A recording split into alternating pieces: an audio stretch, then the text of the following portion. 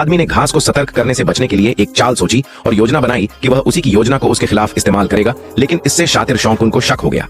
उसने तुरंत कहा कि पहले कदम खो अंदर जाए, फिर छोटा कारा को भेजा और खुद बाहर चला गया, जहां उसने दाजवांग और बाकी सबको घेर लिया। शौकुन ने देखा कि योजना सफल हो गई है तो उसने अपना असली चेहरा दिखा दिया और साफ कह दिया कि यह सब दाइसों का आदेश था। मकसद था सुरंग और अंदर की व्यवस्था का पता लगाना। लेकिन इस समय तक काहो पहले से ही सतर्क था। उसने तुरंत एक बटन दबाया जिससे छोटा कारा को ऊंचे दरवाजे के बाहर रोक दिया गया और जमीन की बनावट का फायदा उठाकर वह दुश्मन से आगे निकल गया। अगले ही पल छोटा कारा एक जाल में गिर गया। काहो ने दूसरे दुश्मन को आकर्षित करना शुरू किया। आवाज सुनकर आदमी जल्दी से आगे बढ़ा, लेकिन काहो नहीं दिखा।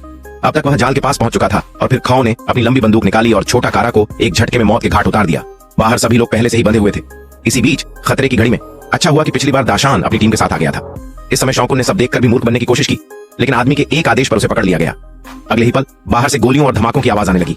शौकुन ने यह देखकर गर्व से कहा कि दाजवांग को छोड़ दो, नहीं तो जब छोटे जापानी आ जाएंगे तब देर हो जाएगी। उसे क्या पता कि हमारे साथी पहले ही छोटे दुश्मनों को फंसाने के लिए तैयार थे।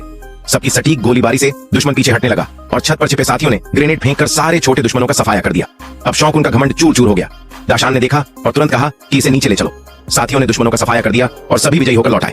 खाओ ने भी आवाजें सुनकर बाहर आकर हालात देखे। दाशान ने आदमी को बताया कि सारे छोटे जापानी मारे जा चुके हैं और शौकुन भी जेल में है। अच्छा हुआ कि साथी समय पर आ गए, नहीं तो छोटे दुश्मन अपनी चाल में कामयाब हो जाते। सब लोग उसे बचाने आए थे। जब सभी को दोनों पर जलन हुई तो अचानक छुई हुआ वहां से चली गई। असल में वह भी खो से प्रेम करती थी। अच्छा हुआ कि साथी ने चिल्लाकर उसे रुकने को कहा, जिससे लड़की का दिल कुछ हल्का हुआ। उसने तुरंत कहा कि वह भी छुई हुआ से प्रेम करता है, लेकिन कभी हिम्मत नहीं जुटा पाया कहने की। अब जब दुश्मन भाग चुके हैं तो वह आखिरकार अपने दिल की बात कह सका। कहानी के अंत में दोनों साथ हो गए।